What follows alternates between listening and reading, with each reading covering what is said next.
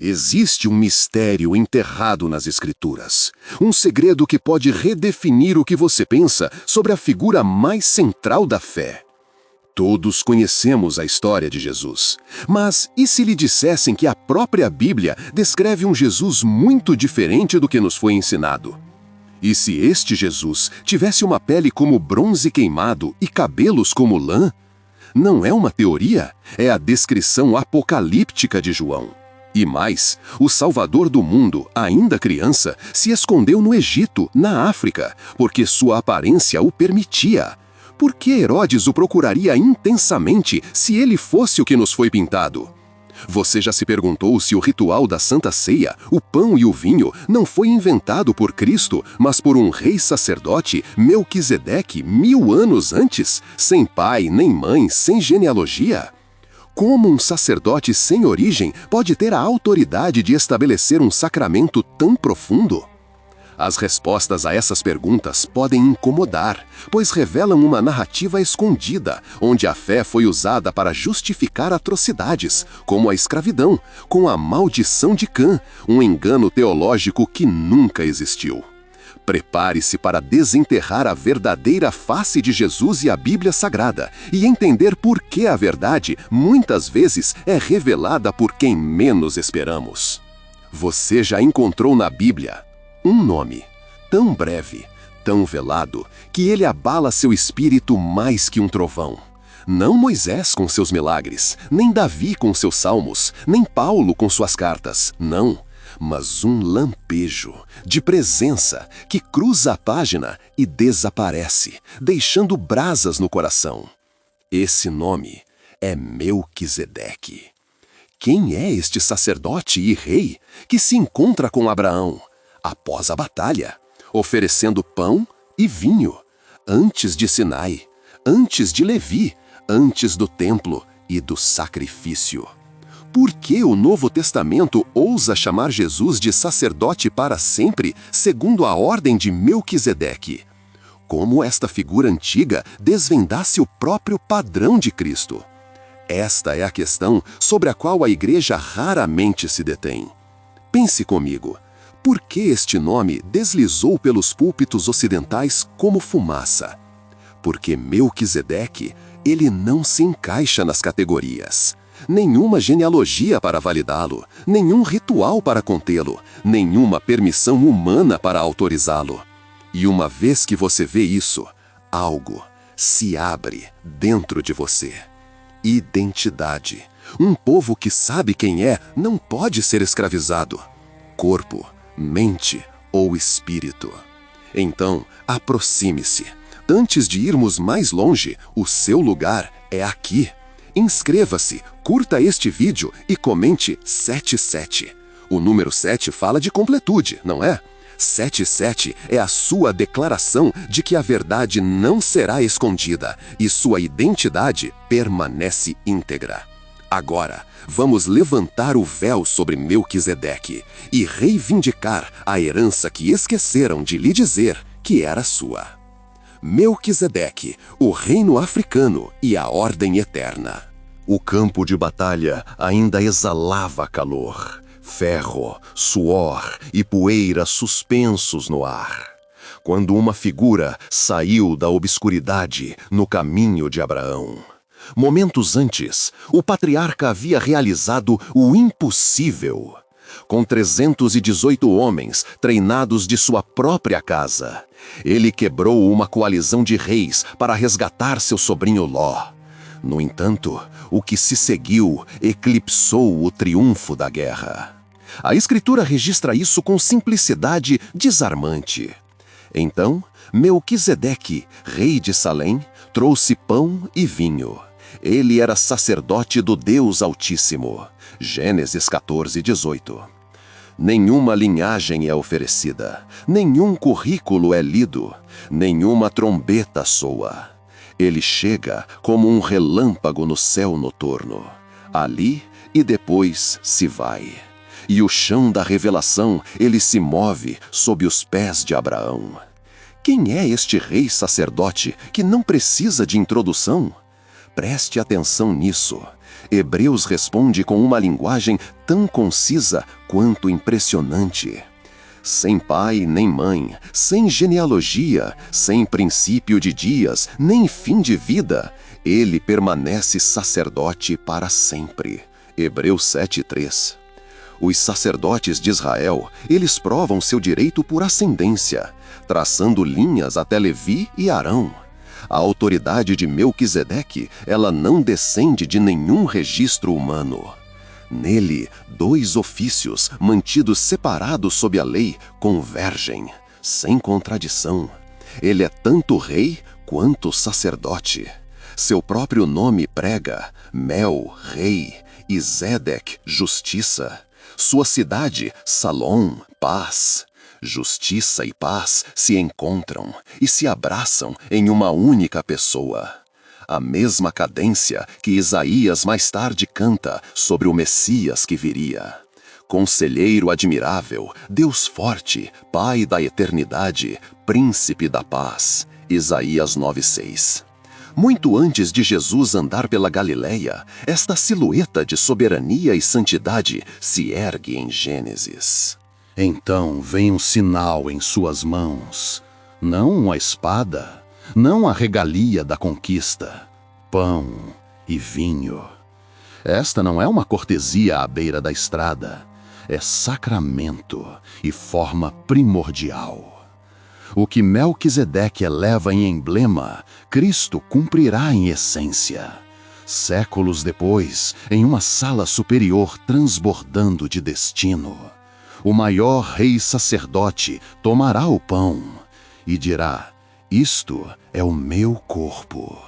Levantará o cálice e declarará: isto é o meu sangue. A sombra dá lugar à substância. O símbolo cede ao sacrifício. A mesa se torna um altar e a aliança sai do tipo e entra no tempo. O salmista já havia ouvido o juramento. O Senhor jurou e não se arrependerá. Tu és sacerdote para sempre, segundo a ordem de Melquisedeque. Salmos 110:4. Se Jesus está nessa ordem, então o eixo da fé não gira em sistemas humanos, fronteiras denominacionais ou muros de templos. Ele repousa sobre um sacerdócio eterno, mais antigo que o Sinai, mais profundo que o ritual, mais forte que a morte. O acesso a Deus não é uma escada que construímos, é uma porta que Ele abre para sempre, em seu Filho. Observe o que Abraão faz à luz disso. O patriarca se curva e dizima 1/10 dos despojos. Hebreus lê o momento claramente. O menor é abençoado pelo maior. Hebreus 7:7. O amigo de Deus reconhece uma categoria acima da sua. E nesse reconhecimento, a hierarquia do céu toca a terra. Se o sacerdócio de Melquisedeque supera Abraão, ele também supera Levi e Arão. Isso não pode ser enjaulado pela burocracia ou revogado por voto humano. Está inscrito por juramento divino. E é aqui que o mistério o encontra. O mesmo rei sacerdote que abençoou Abraão aponta diretamente para Cristo. E nele, um sacerdócio real agora vive. Você não precisa de um clérigo para ter autoridade, nem de um título para andar em seu chamado. Levante a cabeça. Justiça e paz são sua herança. E a ordem, que chegou como um relâmpago em Gênesis, ainda permanece, inalterada, inabalável, convidando você a viver da aliança, não da permissão. O fio da África na tapeçaria da redenção, ele não é uma edição tardia, está entrelaçado na própria trama e urdidura da história. A antiga memória etíope, preservada no quebra-nagast, aponta para uma possibilidade surpreendente. Salém, a cidade da paz, não foi governada primeiro por um monarca hebreu, mas por um rei sacerdote africano. Muito antes da colina de Sião, Antes da coroa de Davi ou do templo de Salomão, um governante africano se manteve em autoridade de aliança, incorporando um sacerdócio ordenado pelo céu, em vez de aprovado pelo homem. Esta não é a linguagem da conquista, é a linguagem da aliança, de um trono que repousa não em lanças, mas em bênção, justiça e temor do Senhor. Essa mesma tradição ousa levar a narrativa adiante, traçando uma linha real através da rainha de Sabaá e Salomão até seu filho Menelique. Em sua narrativa, a Arca da Aliança, o escabelo terreno da presença de Deus, não terminou em Roma, nem desapareceu na lenda europeia.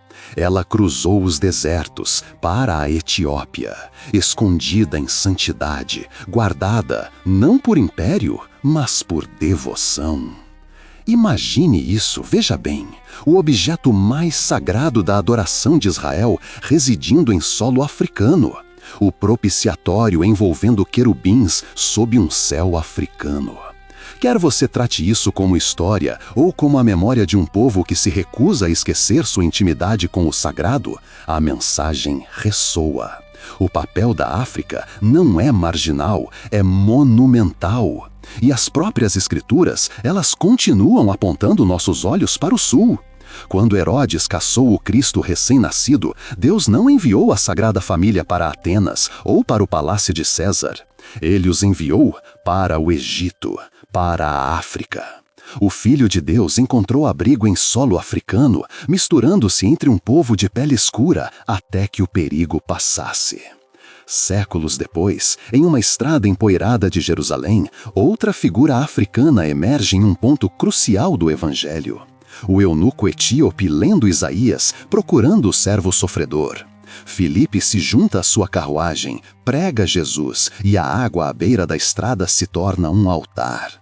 O que me impede de ser batizado? Ele pergunta. E é imerso, o primeiro convertido gentil registrado no livro de Atos. Do voo ao refúgio, do pergaminho ao sacramento. A África está onde a revelação se volta. Então, o que significa se o nome de Melquisedeque ecoa com a realeza africana? Se a sabedoria de Sabá encontra a glória de Israel?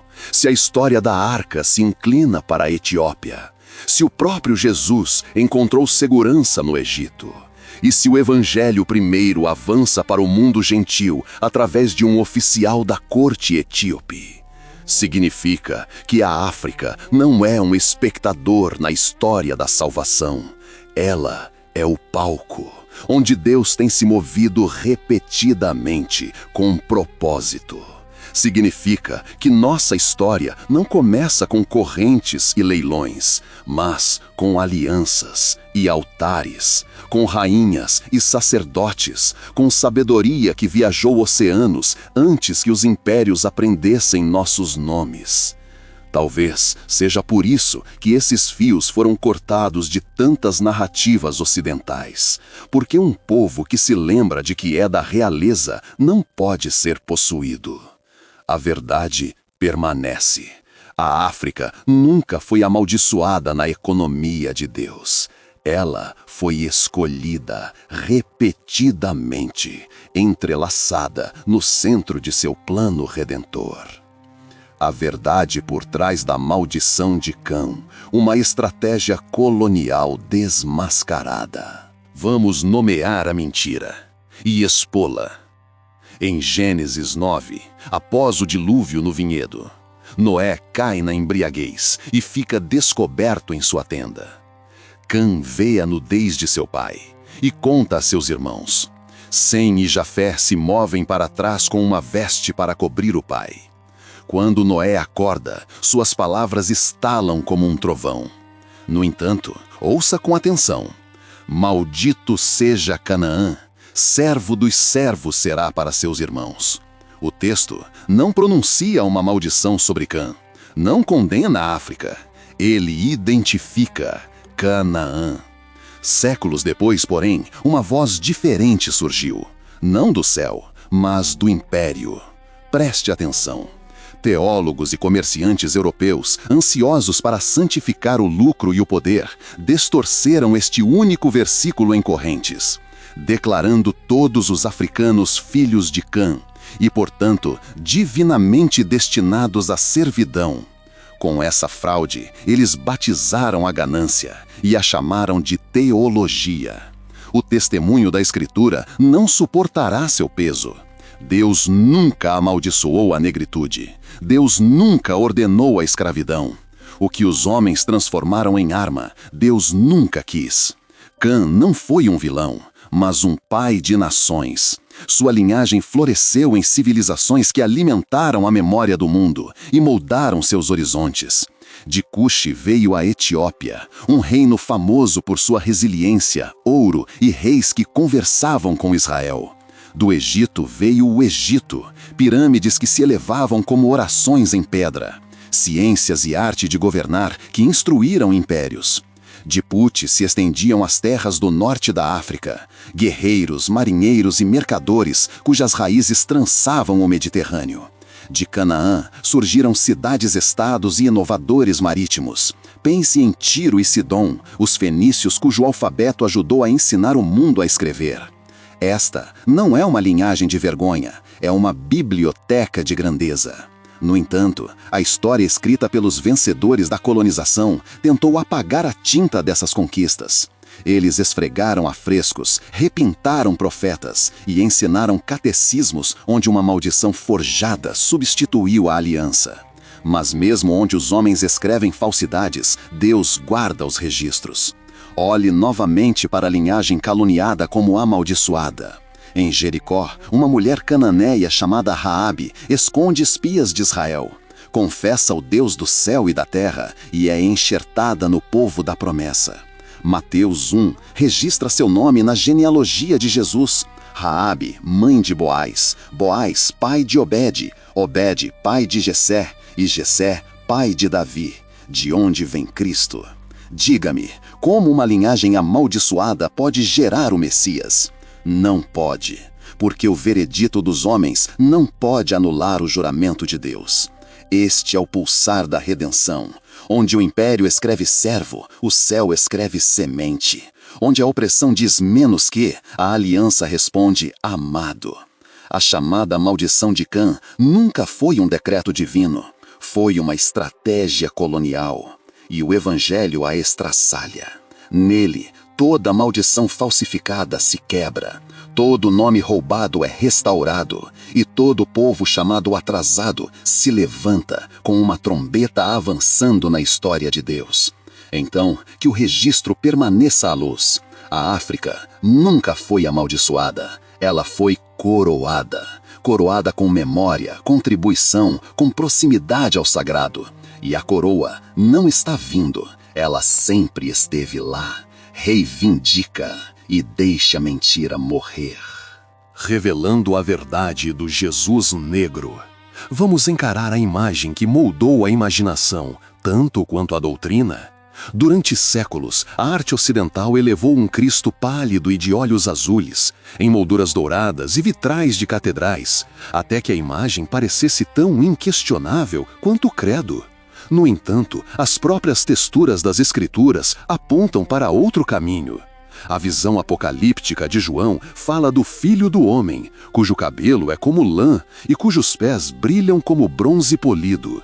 Linguagem saturada de símbolos, sim, mas inequivocamente enraizada nos tons e texturas mais escuras da terra. Apocalipse 1, 14 e 15. Mateus coloca o menino sagrado no Egito quando Herodes busca sangue, abrigado entre um povo cuja tez poderia escondê-lo à vista de todos. Mateus 2. E Isaías recusa a lisonja do retrato do império, não um príncipe cortesão, mas um homem do Oriente Próximo, marcado pelo sol. Mas a história não é apenas teológica, é histórica e pastoral. O Cristo branqueado fez mais do que pendurar nas paredes, veja bem. Ele marchou com navios, sermões e estátuas. Um ícone viajante usado para acalmar senhores de escravos e disciplinar os escravizados.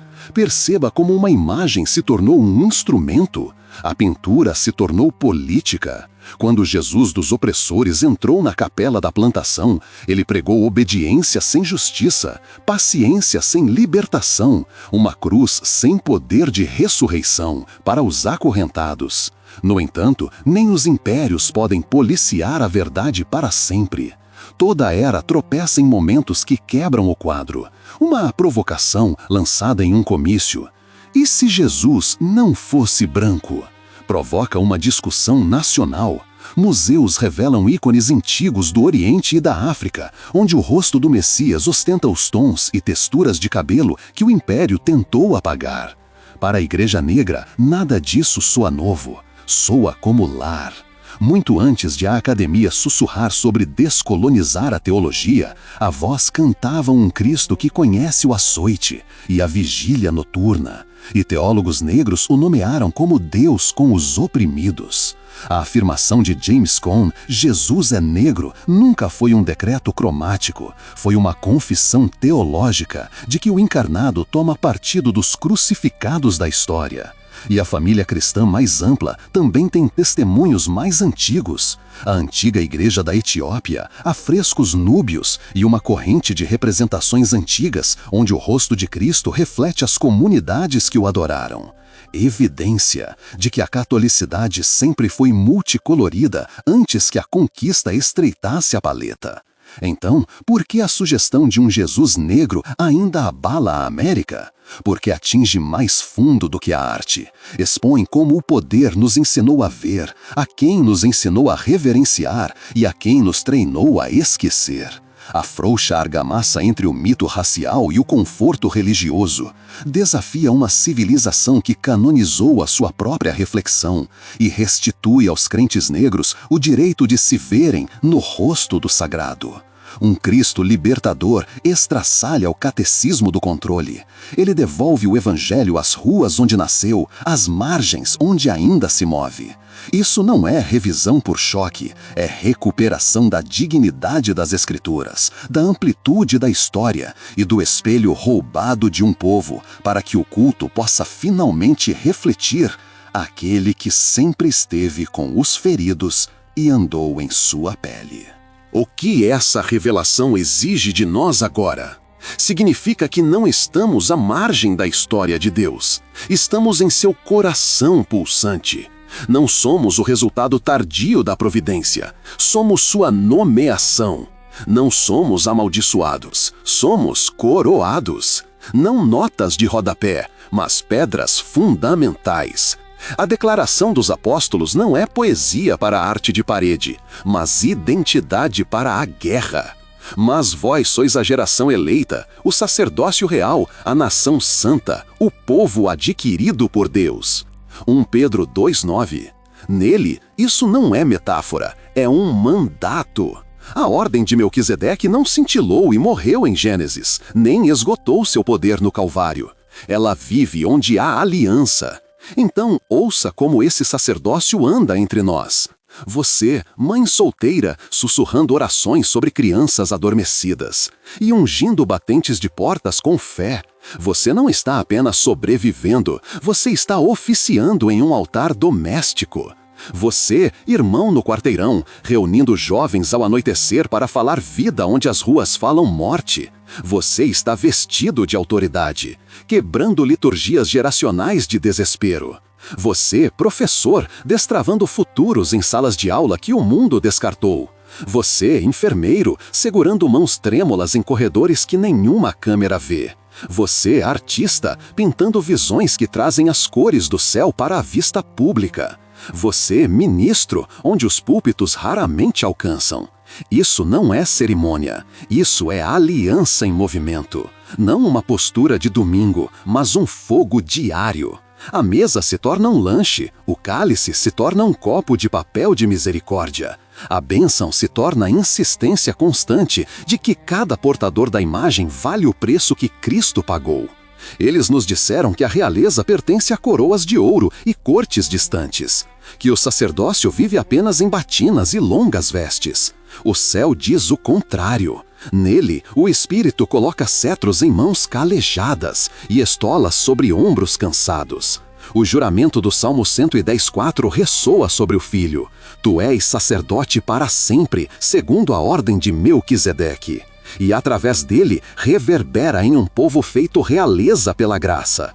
Nenhum conselho humano pode emiti-lo ou revogá-lo, nem voto pode concedê-lo ou removê-lo. Está escrito em sangue, selado pela ressurreição, e administrado por aqueles que se recusam a deixar o império definir seu valor. O que faz um sacerdócio real? Abençoamos em face das maldições. Construímos altares onde o mundo ergue muros. Fazemos intercessão onde o conflito graça. Reconciliação onde a suspeita governa. E justiça onde a iniquidade é tratada como normal. Levamos pão para desertos alimentares e sabedoria para salas de política. Entramos entre os vivos e os mortos com oração em nossos lábios e coragem em nossos ossos. Nossa liturgia é amor que não desiste, verdade que não se curva, esperança que não se cala. Nosso santuário é tão amplo quanto os limites de nossa cidade. Cadeiras de barbeiro e pontos de ônibus, santuários e vitrines, cozinhas e tribunais. Todos se tornam locais onde justiça e paz se beijam. Então, endireite sua coroa. Levante a cabeça, deixe a memória de sua origem, glória, não correntes, reescrever sua postura. Recuse a insignificância atribuída por sistemas que nunca tiveram o direito de nomeá-lo. Caminhe como aqueles já escritos na eternidade, já sentados com Cristo, já ungidos para carregar sua presença. A ordem que surpreendeu Abraão ainda existe, e seu fogo o encontrou.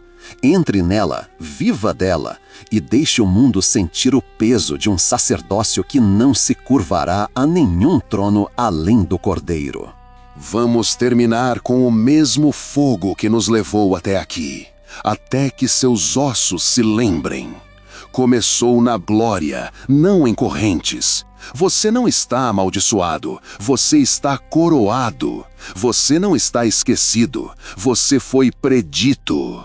Que esta confissão se torne um ritmo em seu espírito, uma postura em seu caminhar, um estandarte sobre sua casa. Se esta palavra o fortaleceu, não a deixe parar aqui.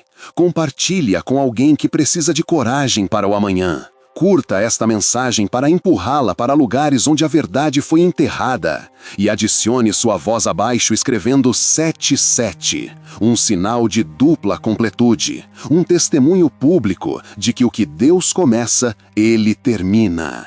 Então, inscreva-se e junte-se a essa comunidade de sacerdotes reais. Isso é mais que um programa, é uma comunhão de chamado, um lugar onde a teologia se torna testemunho e o conhecimento se transforma em ação santa. Vamos orar. Senhor Deus Todo-Poderoso, Pai de nosso sumo sacerdote, restaura o que os anos roubaram e coroa o que os homens rejeitaram. Cura as feridas gravadas pela história e silencia toda a mentira proferida sobre a identidade negra. Ensina-nos a andar em aliança, não em permissão, em herança, não em segurança. Sela em nós a ordem que sobrevive aos impérios, o sacerdócio de Cristo que abençoa, reconcilia e liberta os cativos. Que a justiça e a paz se beijem em nossas ruas e que sua glória encontre uma morada em nossos lares. Em nome de Jesus, sacerdote para sempre, segundo a ordem de Melquisedeque. Amém. Obrigado por dedicar seu tempo, sua atenção e sua fé a esta jornada. Sua presença aqui importa. Fique conosco. O despertar começou e você faz parte dele. Ande em seu sacerdócio, permaneça em sua paz, reine em justiça. Até nos encontrarmos novamente, permaneça ousado, permaneça abençoado e lembre-se, Jesus é Rei e o sacerdócio dele não tem fim.